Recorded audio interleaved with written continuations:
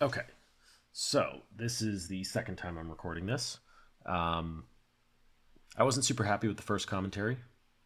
I did the commentary, and then I went back and did the other video, and I think I want to refocus this a little bit. This is a paper game that I got to record, Prism versus Vynnset. This will go up alongside the theory portion. So if you want to get a deeper dive on the game plan, that's there, and then this is a practical to kind of go along with it. Similar to what I did for just the Aura plan overview. This was a game that I got to record last weekend with Mara Faris. She's a testing partner of mine, good friend. Thank you again, Mara, for doing this with me. A lot of people have been asking about this matchup, so I wanted to do it and kind of show what I'm doing because it's easy to say it, and it's another thing to kind of show it in action and what it looks like. So the basic overview of the game plan, then the short version is we're going to play Spectra Auras. They're going to make it easier for Heralds to hit and also just kind of lower the value on some of their stuff as well, and just make our turns more efficient than theirs. And then when they go to clear Spectra, because they have to answer it at some point, Rune Chance trigger. And when they send Rune Chance, doesn't mean it means they don't get to hold them, and we can abuse that and we can mess with their kind of engine. So, from there, we're going to play a modified Aura plan. We're going to play a little bit slower, block out a little bit more, take advantage of the fact that we can use Arcane Barrier to pitch our no blocks. And we're not going to worry about taking this game too fast. We can get blown out pretty easily if we try and take this game too fast. We'll try and get a couple Spectral Auras, try and mess with their turns a little bit, get a couple cards in Soul, and then look for a pivot somewhere around 15 life is the idea that I've looked, or the place where I'm at. And then from there, we try and lock out the game. So, turn 0, Mara got to go first. She won the die roll. She chose to go first. Makes sense. Both sides want to go first in this matchup. And she is going to banish a widespread destruction here. So this is the Arsenal banish one on Pain. Makes one Rune Chant. We're okay with this. Go ahead.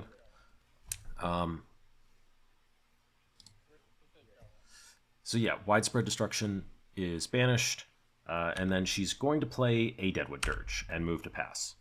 My hand is not great. It is Genesis, Yellow Herald of Protection, Light of Soul, and Figment of Judgment. And this Deadwood Dirge should raise alarm bells. Deadwood Dirge is one of the best cards to put in Arsenal. It guarantees that no matter what I do here, that there's 3 Rune Chance next turn, that this destruction doesn't get stuck. It's weird because it means that a better card has to be going to Arsenal, which it's possible it's a reduce to Rune Chant, or another D-React. But the more likely candidate is a go again, which is what it does end up being. So it's interesting because I make a play here that we talk about this turn for about 15 or 20 minutes after the game.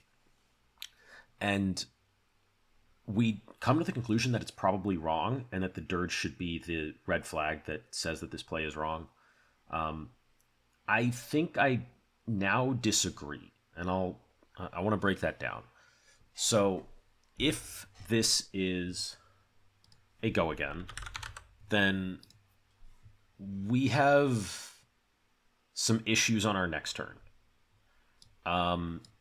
Because that means there's going to be a second card in Blood Debt, and our hand doesn't really work. We can send Herald, pitching Light of Soul, hope to trigger Light of Soul, probably get popped, and then Footsteps away the Judgment, and we put Genesis into Arsenal.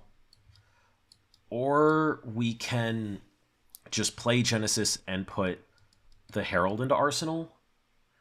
The problem is, if this is a go again, the Herald is just going to get destroyed, and the Genesis just dies to the go again and from Flail. So we don't want to be putting the Herald into Arsenal. If we're putting the Genesis into Arsenal, we get into a weird spot where if this is the go again, it gets played out. It's no longer here. Destruction comes out onto the chain. And then she's just going to she's going to break the chain so that she gets the destruction effect before she sends Flail. So I can't keep the Genesis around. It probably doesn't eat any Rune Chance. It maybe eats one off a Malefic. but like these 3 rune chants are still here to deal with. And if there's another attack, and then this can be like cull, like I'm not doing anything with this hand. I'm taking a popper. There's a lot of functional hands for her to push through a 3 wide where the last one is flail to kill Genesis in response to this. Like, I don't think there's a world where keeping this hand does enough for me. So we decided that what I do here is wrong, but I think it actually ended up being correct, but not for the reason, not because I knew what I was doing at the time. This is a matchup that I'm still learning and refining and need to figure out what some of these indicators are. It ends up being play Genesis, pitch Light of Soul, pitch Figment of Judgment, get the no blocks out of our hand. We're going to get hit with this destruction. And I kind of figure that we're getting at least the rune chant sent at us, but the destruction is for sure being sent because she can just go again into it, or go again into flail on the Genesis. And I think this ends up being correct. This means we're not just going to get 2-wided on the next turn, and we can get a hand. We do burn 3 rune chants for this. We burn a dirge for it, which is not nothing. We're going to take damage for it, but we can also get a hand that's actually functional. The third option is we just play the Figment of Judgment raw, and I kind of hate that. That's not how I want to use Figment of Judgment in this matchup anymore. It's not Halo. Figment of Judgment is not being haloed, but it's also not just going to be played raw like this, where it's just a vanilla thing. It doesn't mess with anything. It's not taking a cull. It's not taking a Deathly Wail or a Widespread Annihilation. It's just taking a blank destruction that I can maybe play around even. So I think playing the Judgment out raw is definitely wrong. Like, it just doesn't get me anywhere. And like, this hand isn't good. This is a bad starting hand. But I think this is the best of a bad situation, and I need something on this turn. So then this is, she's going to send 10, and I just kind of have to hope here that I don't take, she doesn't get a good banish. I take the 3 and 4, blocking 3 with the protection, and lose the Genesis. But I get a full hand, which is probably correct. I don't end up with a good hand afterwards. And I wouldn't have had a good hand, I think, no matter what, based on what I drew. So we have the option of an Arclight or a Herald into Pierce. And the Herald into Pierce is always getting popped or purgatoried if she doesn't have a popper for whatever reason. So we're basically never going to get to keep a card here. But that's fine. We're just going to take a popper, take some damage out of the deck, and then play the Pierce out and force her to have another go again to deal with it. We're a little bit okay with this. She's also on 0 rune chance, so taking a card out of hand isn't nothing. It probably means that Malefic isn't getting played unless there's something from Arsenal, which it's not super likely necessarily. She does end up having a go again, which is unfortunate, but it's just a Pierce reality, and it's not the biggest thing. It is an Eloquent Eulogy, so we are incentivized to block this one out fully, to try and deny an Eloquence token. They've become pretty darn useful with culls, as well as Sonata Galaxia. Having an Eloquence around for Sonata Galaxia is just a great little trick. It's not really a trick, but just like a nice little bit of smoothing for the deck to have that ready to go. And I'm just kind of, there's basically no world where I Halo for Judgment this. I'm just figuring out how much I want to block here. And it's probably just going to be a very efficient pitch for... And she did not pay the life, so she's not super keen on getting this Eloquence, but she's also going to flail after this anyways, so she doesn't need to. So this should just be an even cover. Eloquent Eulogy is really nice in this matchup. We can just cover it with 2 cards, a 3 block, and a yellow pitch, thanks to Footsteps. It's basically never getting... I don't think there's any way for them to blow them up as a reaction, or blow up Footsteps as a reaction. So then the consideration, I think, is if I'm playing this Merciful or not. So the hand is... Looks like that's a Red Triumph, Merciful, and Blue War Tune in hand. I'm choosing to play out the Merciful here. It's going to buy another... It's looking to just buy turns and it's also a card into Soul. It's something we can do pretty efficiently right now. We're going to take one, but she's going to flail anyways. I'm not super worried about it. That, and in response to hitting the flail, I play the Merciful. This shouldn't be a surprise to her. I assume it wasn't. And this is 1 Arcane back at her, plus the flail. And she's on no Rune Chance again, which is pretty good for us. Still, we're keeping her on no Rune Chance is the place we want to be. No Blood Debt is honestly almost a preferable state for us than having them having obviously like 4 or 5 Blood Debt is good for us because they're going to bleed out. Them having 1 to 2 cards in Blood Debt in Banish is not good for us because it's very easy for them to convert that many cards. Having them on 0 is almost better than having them on 4 to 5 because it's easy for them. It's not difficult for them either to have 2 turns in a row where they get to clear all that from Banish, especially with Cull now just being like a free Banish that is easy to clear. The matchup got like definitely got harder with Cull. Instant speed disruption is huge. We can't let any breakpoints through on anything. We're going to see another Eloquent Eulogy here come down. This is number 2, which is something we want to keep in mind. These are ways that Eloquence tokens can be made without cracking Grimoire. If we're playing this game to attack their resources, we want them to crack Grimoire as early as possible. We want them to crack Creepers as soon as possible, Vex and Quillhand as soon as possible. We want to get through Purgatory as soon as possible. We need to burn through all of these things. Mara ends up sending just a widespread ruin from Arsenal. We have the Soul Shield. It's a super clean block for us on this because there's only 1 rune chant with it. There's going to be 1 in the back from Malefic, but that's fine. And then she's forced to Creepers a Sonata here on an Eloquence. Get a...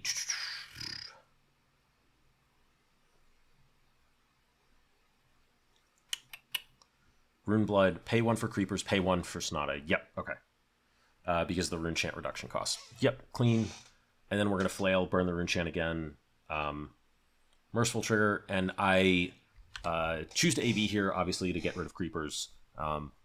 This is like a super lackluster Creepers for her. So I'm happy to just do that and then pass. Or to give up a card for Creepers here. I'm totally okay with that. It would just be keeping a random War Tune that I'm not super likely to get value out of. I do have 2 Parable, 2 Merciful, and 2 Reprimand still available in the deck.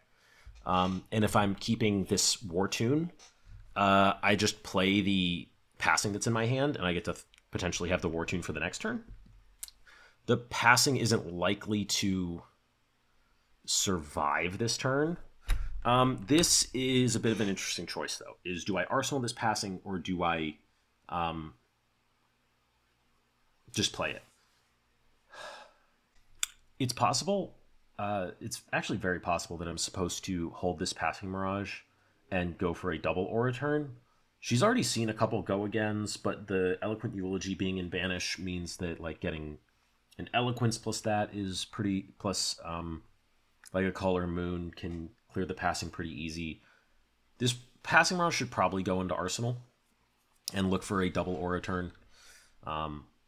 She's going to have 2 Rune Chants. She can't get a Destruction easily off that. She's not a fan of Envelop in Darkness, so she's not going to be there on it. I think the play is fine. I think the Arsenal is better, looking back at this, because this is kind of just a Band-Aid moment, and we do end up drawing into another passing, which is kind of funny, but we also draw into a Parable. Cull gets banished, which is going to pair great with that Eloquent Eulogy. And a Phantom Banshee is getting sent at us. So there's a 7 and 2. Destruction gets pitched away with a Reduce. So we're not likely to have anything crazy happen on this turn. We could just like get culled ourselves. If that's Parable passing in hand, I'm not super inclined to no blocks this. I would probably give a card, give that Herald up that's in hand, and then play the Parable. As I'm watching this back, I don't recall 100% what I do on this turn. Seeing a Banshee gone is good. It's good information. Reduce going to the bottom, destruction going to the bottom. This is not at the passing Mirage. I think my inclination at the moment is block 3, AB1, play the Parable. Because I don't think there's a great way for her to clear anything here. Take 1. So I should be... Oh, was there a different way for me to do this? It's not take... it's not take both the chance. It's AB one of them.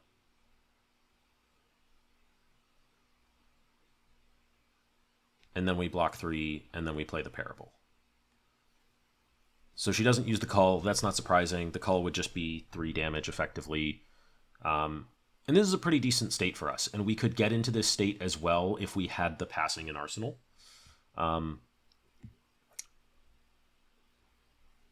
And we're pretty okay with this. We've got 2 cards in Soul. We've got a couple Spectra.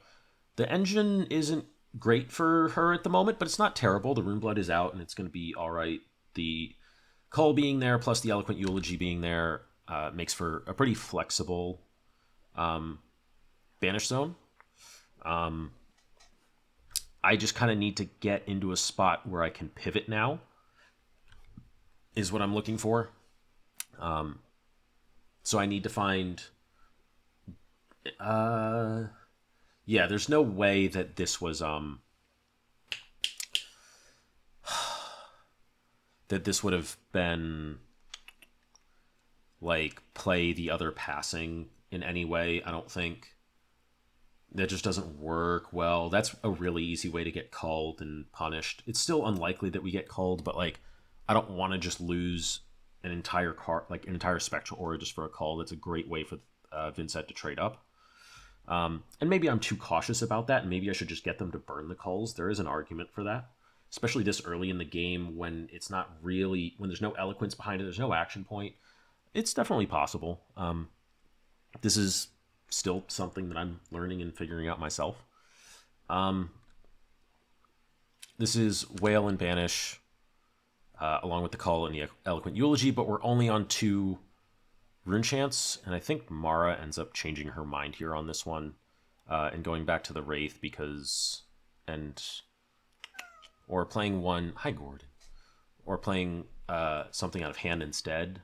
I believe this ends up going at the Parable, which is why things were just like a touch awkward. Let's see if we can get to it. Yeah, so she ends up changing her mind, putting the Wraith in Banish, and playing... It appears to be a Shadow non-attack. I apologize for the glare. The light was directly above the table we were on. Setup was a little bit hasty. So this is me pausing her in response to the Vynnset trigger. Since the Cull is face up, as soon as the Vynnset trigger resolves, if I try and go and Halo and do stuff, the Cull can come out in response to the Halo activation or in response to any other triggers. So I've taken it to habit now to start pausing Vynnsets in response to that trigger before they've paid life, before Cull becomes an instant. It is Shadow Puppetry. Phantom Wraith is coming in for 2 Rune Chants and 6 with the Parable, which one of which is unpreventable. We just take that one. And we're going to be pitching 2 cards here, but this is also Flail that's going to get to come at face. We're going to get the Soul Shield and float 1 here. We have no Rune Chants on the back to worry about, but we just had 2 no blocks in our hand, so it's just going to be play a Pierce and pass from us. Again, this could be another...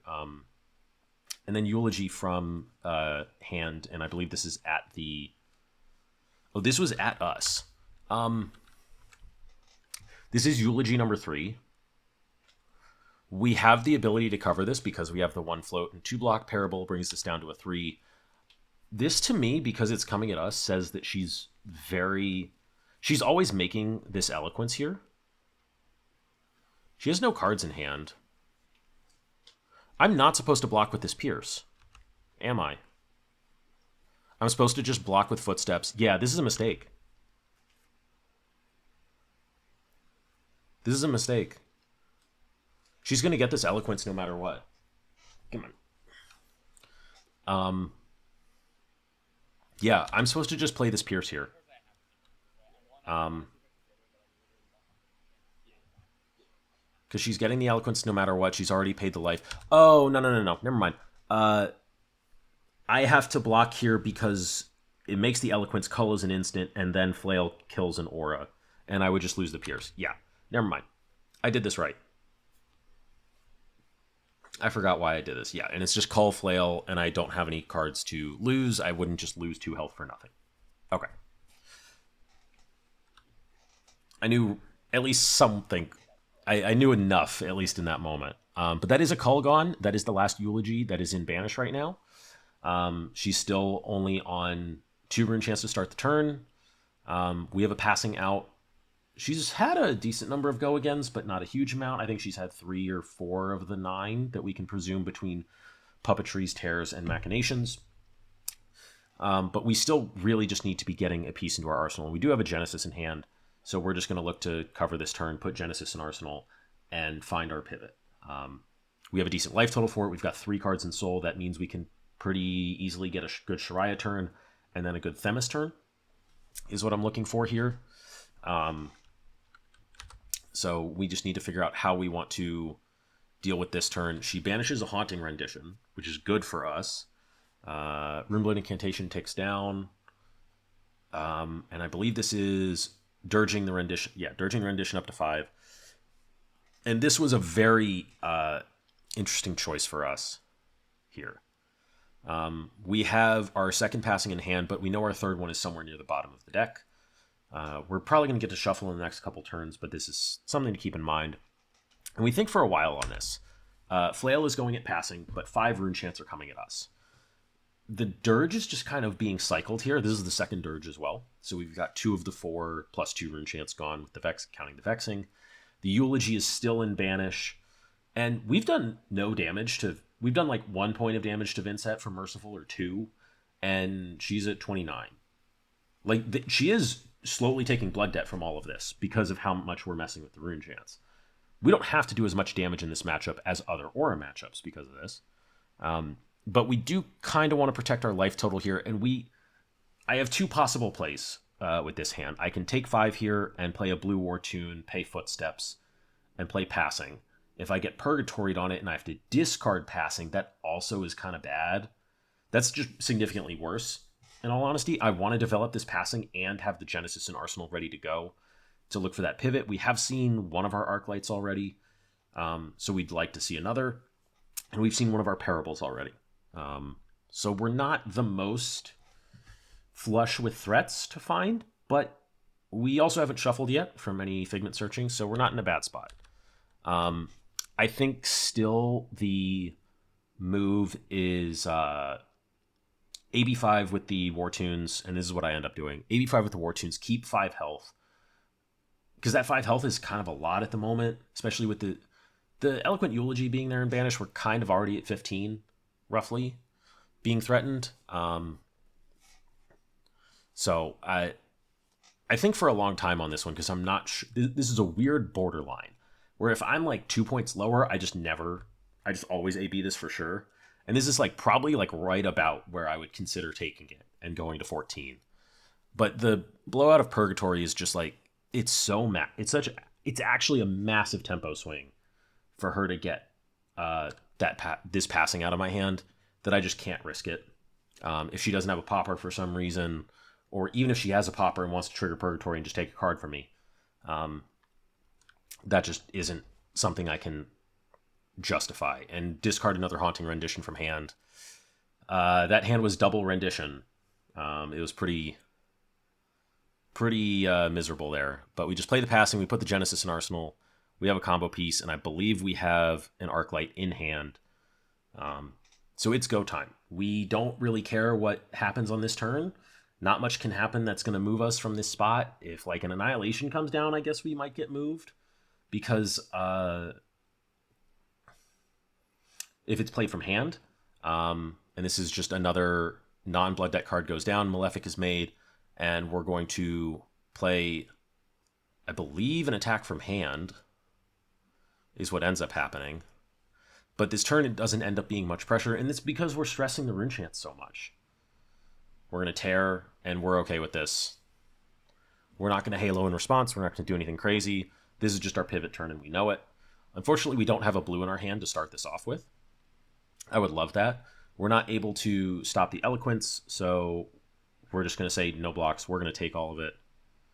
And then this is Mara recognizing that she's not supposed to play the Malefic first, because the rune chant, it's just a waste of a charge. No matter what this rune chant she already has is going to hit, because she made it unpreventable. This does burn the eloquence, and she's valuing the Malefic rune chant counter over the eloquence in this situation, because Grimoire is still up. I might ask her about that again. Mara, if you watch this and get to that point, leave a comment or message me. Because you have to break chain and play the Malefic, and I believe we end up discussing that in the game, and I don't remember what we decided. But I'm pretty sure you decided that the rune chant charge is worth more. And then flail. Yeah, and that's what we're discussing right there. So yeah, decides that is worth more, ends up holding a card. Unfortunately, we don't have a blue with which to do our combo, but critically, we hit Parable off the top. Now, Genesis is in our arsenal, Parable is in our hand, along with Arclight Sentinel. If we don't hit a light blue, we need a light blue to play Arclight and Genesis and swing Shariah. So we have 2 more looks to find a light blue. If we don't find a light blue, we can play Genesis and Parable and still efficiently ponder. Parable is great for this. If we'd drawn Merciful, it would have been the same. We could have drawn double Genesis, and that would have been fine. I wouldn't have loved it. We need to put our foot on the gas fast at that point, which we might be able to do. We might have space to do that. That would depend a lot on whether or not there's a shadow non-attack in that current hand. But Parable is something I'm very happy to see, and a very happy flex for me to make. And we're just going to do that. Convert, only 1 resource wasted. Genesis Parable is a house of a board. Our heralds are pretty much untouchable at this point. And if Genesis doesn't get taken care of, we are very happy. We're in a solid spot. I believe a herald went into Arsenal off the ponder. Let's just take a look real quick. Oh my goodness. Okay, we'll find out. So this is a good spot. The question becomes, how does Mara deal with Shariah? Obviously, if we could have played the Arclight, this would be better. It demands the Shadow non-attack card and potentially Grimoire or something for this to work, or for her to clear Shariah. If Shariah doesn't get cleared, we're okay with that. We have 2 soul. We can flex our hands pretty well. It's very difficult for her to clear Genesis plus Parable at this point, which means we're going to get some decent pressure here.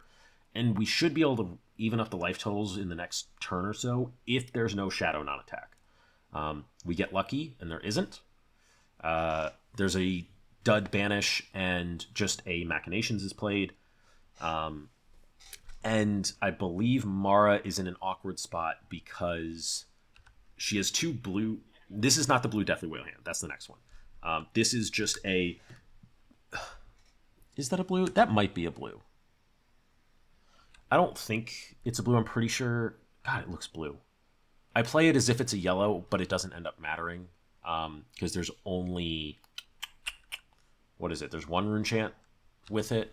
So I block with Footsteps when I don't need to, because I think we both slip on Parable for a second.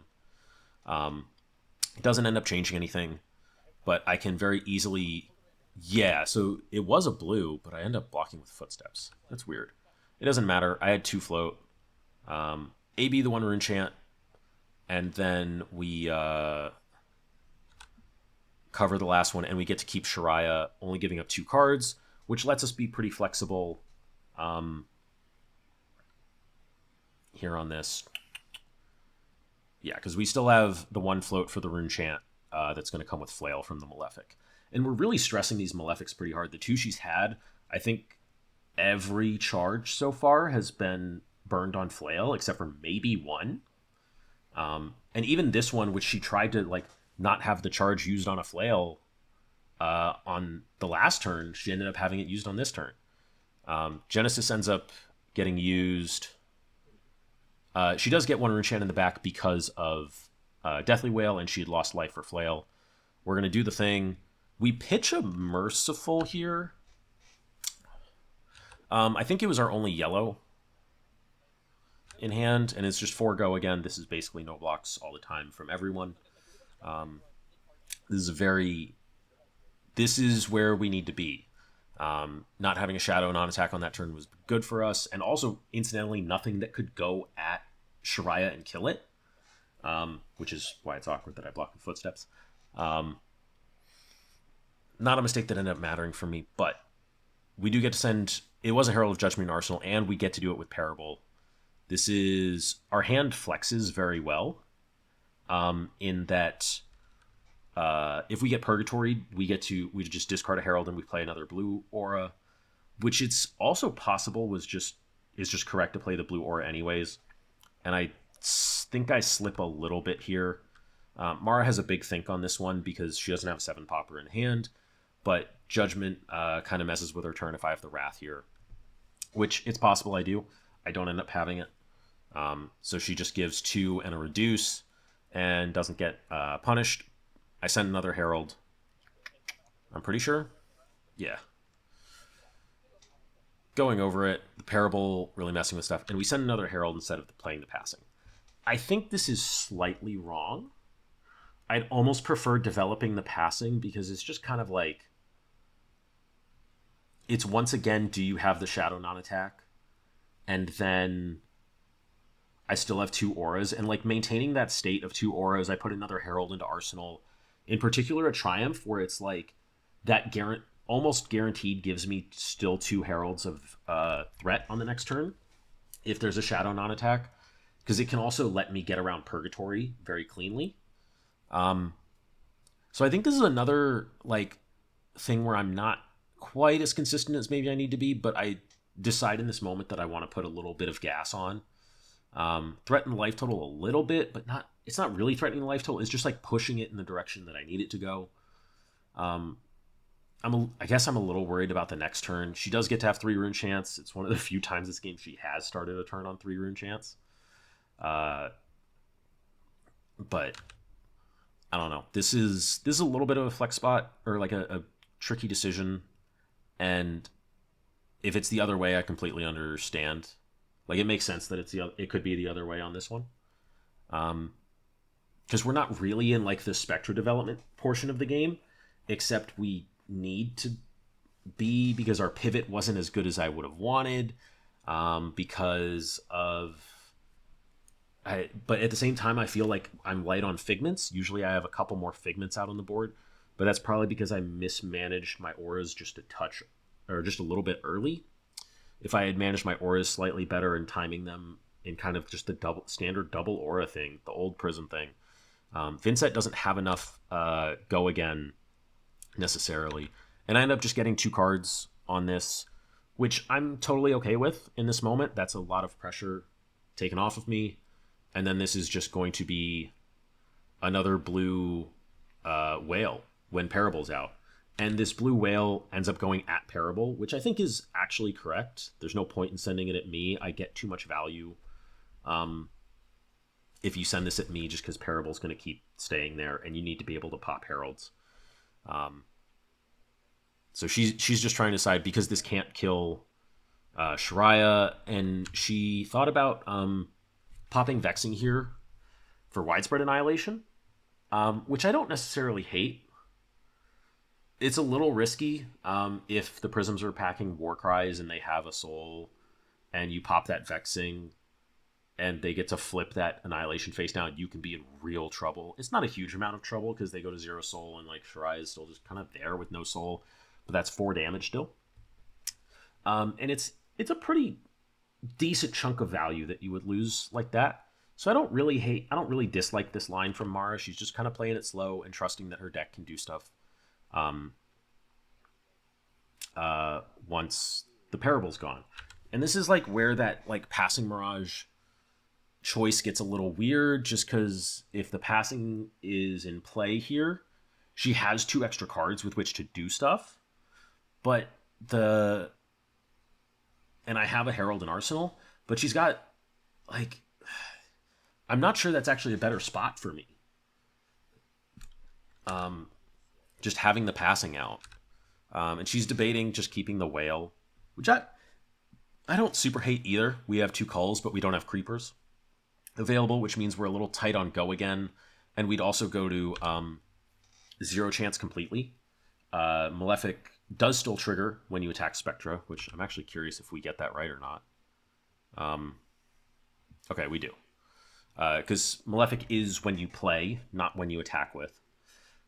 Flail would put her on 0 chance, and I keep Shariah. I think it's correct to play the whale here. It doesn't feel good, but I don't think there's anything you can do about it. And we draw into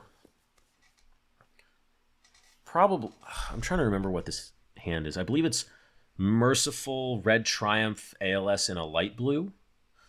And I end up this gets 4 damage in, and I'm trying to think. This is a weird. This is like such an important spot, and I think this is another decision point where I think I could have messed up, and I would be curious actually to hear what people think on this one, because I know what I do, and I don't like it, or I don't love it. So I have a choice. I'm playing the Merciful, and I think that's fine either way. But I have the choice of pitching the Arclight or pitching the Red Triumph, and I choose to pitch the Arclight away. And I don't like this as much anymore. Because I want to be able to put, like, that Arclight going into my arsenal is so playable off Merciful. But the problem is, if Merciful doesn't get hit, which it's possible Merciful doesn't get hit, although Mara's not super set up, or Vynnset's not super set up at this moment to, like, really punish me. The Cull is a very good start, though. And there is a Malefic on board. I believe there's 1 Dirge left, but there's no creepers for the Dirge, so it would have to be go again plus Dirge, and then there's a lot of pieces that need to be there, and there's no Arsenal either. So I don't think I should be, like, too afraid. The Red Triumph going into Arsenal is, like, totally fine. And actually, like, might have ended up being correct because of this Cull banish, but I'm not 100% sure on this choice. I like both. I think if the life totals are just, like, a few points higher for each of us, then it's always the Arclight, just because I'm pretty much always going to get to develop it, and then if I get to put, like, a blue Spectra behind it, that's good for me as well. If the hand is really weird, and I have, like, a light blue and another yellow aura, and I can get, like, ALS plus another Genesis out or something, then things can get really spooky. But I also have to be careful about action points here with that Cull and Banish. Cracking Grimoire to Cull and then swing Flail is definitely an option for Mara. If I've taken damage, which I presumably would have if I'm able to play out Arclight Genesis from just Vestige resources, and Merciful going to Soul. And I believe this ends up just being a play from hand for Mara here, and I believe it's a Phantom Banshee, if I remember correctly, which has to be 2 cards pitch, unfortunately for her. And this is the 3rd destruction, I'm pretty sure, going away, which is something I should make note of, but I don't. AB, and then I let Shariah go because there's no cards in Soul, and Merciful does get to stick around, which actually, like, would have made the Arclight worse. Unless this is double blue that I'm left with, which actually it ends up being double blue that I'm left with, but I can't guarantee that. And I just kind of... It's pretty face up here that I have the Wrath, in all honesty. There's a world where I keep the yellow instead. I probably am supposed to just keep the yellow. Because, like, this is just, like, always Wrath. It's very unlikely that this gets popped. If it gets popped, I'm also fine with that. I can buy my action point back with Footsteps, actually. And maybe that's actually, like, what I was thinking about, is I can buy my action point back like this with Footsteps, and then The Angelic Wrath being a blue means it's a light blue, and I can swing the Angel. So maybe that's actually a good reason to do it this way, just in case there's the third Banshee. We're going to go over by 1. Mara does not end up drawing a D-React or a Rendition, which is good for us. So we get to go get another Figment, or our first Figment, really.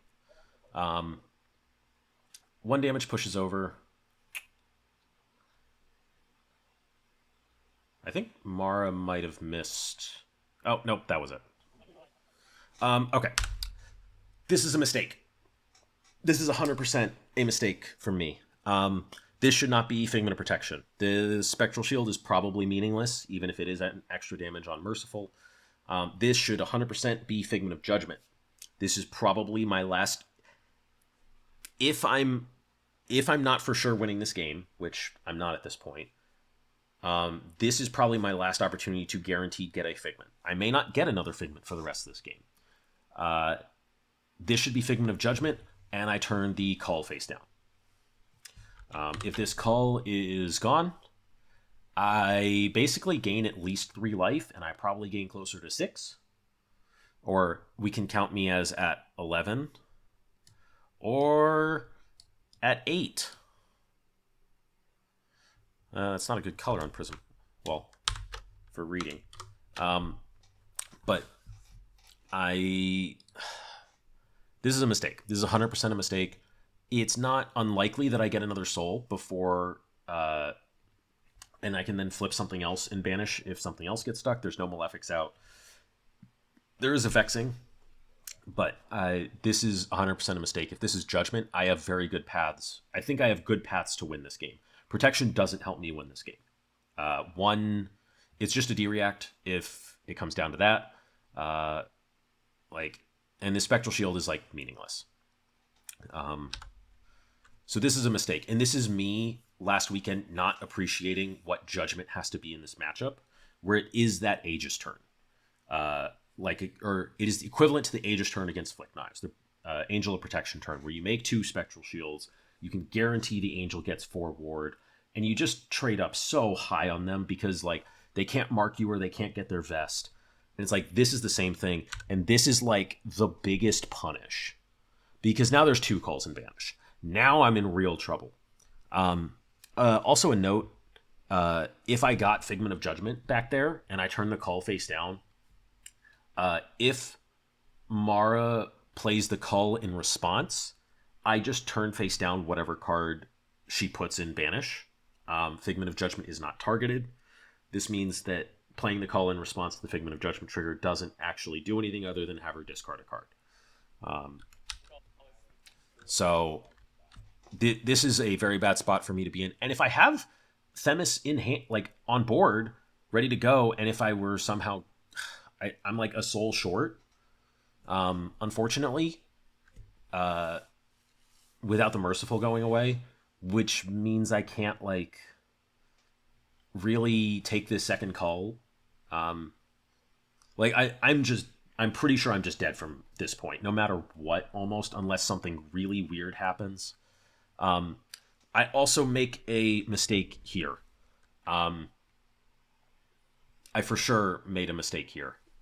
I'm supposed to let the first Rune Chant eat the Spectral Shield and let that Merciful trigger go, because I want to find out if she wants to play Culls or not, because that also gives her a window to play Culls in response. If she's just trying to strip my hand, I don't think it's correct for her to do that. I think she needs those Culls to end the game. But my hand doesn't function unless that's gone. So this is my last chance really to get Judgment and try and get a pivot here. And I think I'm actually supposed to let this happen and then take this, and I think I have actually one more opportunity here to try and take both these Culls away, because they end up in the same, almost the same spot. I don't think I can protect myself from, if I take all of this, card gets banished off the top. I'm pretty sure it can't be Figment of Judgment that gets banished off the top. Merciful plus Wrath says I'm probably able to push a Herald over, because I'm pretty sure I have a Wrath in hand with Triumphs. Yeah, I have a Wrath in hand and I have Triumphs. So I have pretty good odds of pushing a Herald over and then doing that. But I think my last card gets called probably. If I have a Herald that can get popped, that might be better. Mara can take one off the Merciful. I would want to sequence my triggers. Yeah, this was a mistake. Yeah, this was a mistake. I should let the Spectral Shield go first, Merciful triggers. Once she ABs, I know I'm safe to do whatever I want here. And I could just take this 7 and move on. I think, so normally I order my triggers so that Merciful resolves first, then Prism, and then Footsteps.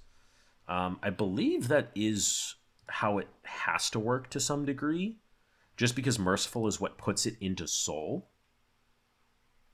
So then the Arcane would be dealt, so the Prism trigger can't resolve before the Merciful trigger resolves. Whenever an aura attack action card you control is destroyed, so this is trigger and... Oh, interesting. I guess it does go to grave and then to Soul. It's not a replacement effect. It just moves it to Soul. This is a mistake from me. This double call down, I cannot play this Genesis. This is wrong. So I don't have a poppable Herald, unfortunately, unless she has exactly the last Banshee, which I think she actually ended up having. But this is 100% a mistake. I need to try and take these calls away. And not getting my Judgment turn this game was what cost me the game. This should be the last turn, and it's kind of just... I realize it at this point. Yeah, and I start fiddling with the cards because I'm frustrated with myself, and I'm not happy with the way I played this game. Because my mistake was not really here. It was 2 turns earlier. Or a turn earlier. The turn I got protection out was the turn that was the big mistake.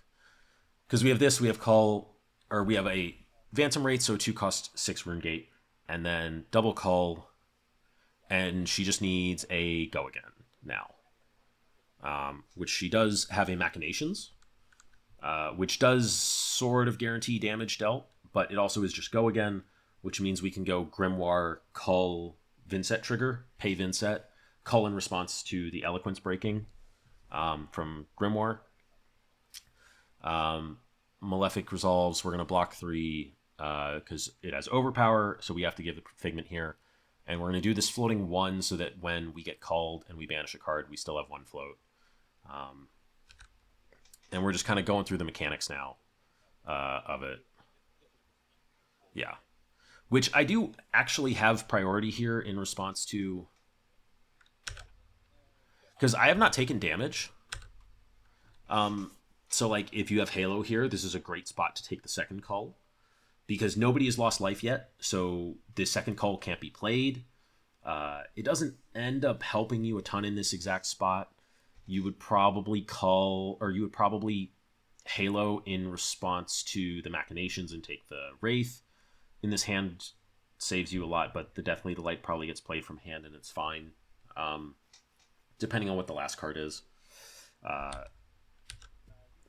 think there's a way to sequence this for Mara where it's always safe, but not quite, actually. But she doesn't have to play around Halo. I don't have it. That is a condition, a sacrifice I'm making on this game plan, but I think it's correct because you don't get to force Vynnset into these situations if you're just going to Halo for Judgment at some point. Like, maybe saving it for this point is fine, but like having the Parable Genesis Shariah turn is what put her in this situation. And if I had played correctly, I could maybe get out of this situation. So we... Do we math wrong here? That's 9 damage. No. I go to 3 with AB 1, and then we're debating on whether or not it's correct to break chain. Because she does have just a full action point. She doesn't need to break the chain. Whether it's correct to have the rune chance made or not. We both agree at the time that it's correct to set me to 1, and I just die to any shadow plus flail then. I'm pretty sure this is correct. There's no life gain in my Prism deck or most Prism decks. Yeah, so we're just going through it, and we do break the chain with the 2 rune chants. I go to 1, give Vestige, and then she draws the Shadow non-attack with Flail and 1 rune chant. So that is it. And there's Judgment still in my deck. So I still had a lot to learn, and this was for me part of what this is part of the process for me, is that, and if you watch the other video, you've seen the kind of step after this game. We've only played this matchup like a half dozen times. We don't test online much. Neither of us do. It's something that I should fix, in all honesty. But I've iterated on this matchup pretty significantly each time, where it's like I'm fundamentally changing the way I play this matchup. I've probably played it about a dozen times, but against Mara, only probably about a half of those. But like, there's definitely lines for me to win in here. And there's definitely points where it's like, I'm actively pushing this deck and stressing it. And I've had good success into other Vynsets. Mara knows this matchup very well. She knows how Prism works and everything that's going on and all that stuff. So like, I'm going to have problems playing against Mara. I'd probably have problems playing against Xing. I still feel pretty comfortable into most Vynsets, though. This is a game plan that I think stresses the matchup and their deck very hard, to the point where it can break. You can induce it. You can induce a failure, a fail state.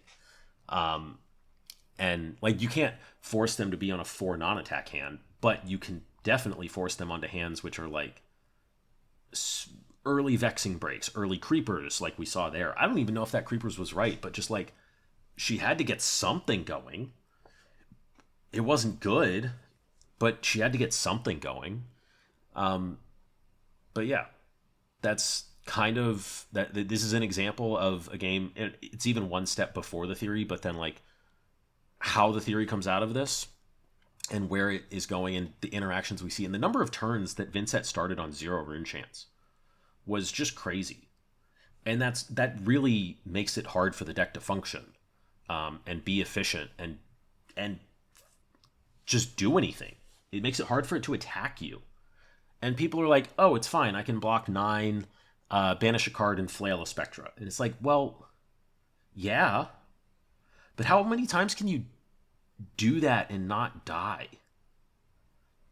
How many rune chant generators do you have in your deck? Because we saw like 2 Dirges go pretty early.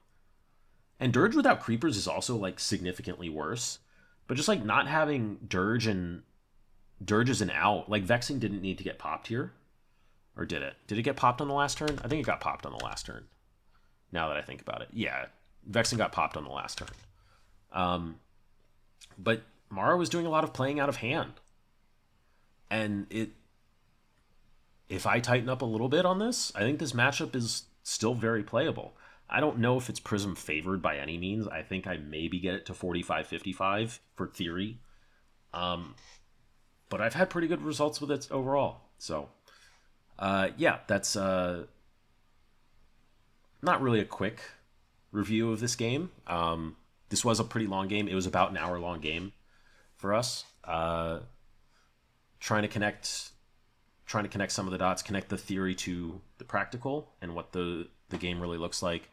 This is a pretty good example of like the start that I want to have. There's still some choices that I want to refine and stuff, but I wasn't likely to get another example anytime soon. At least not that I would think is this good. Mara's fantastic at the deck.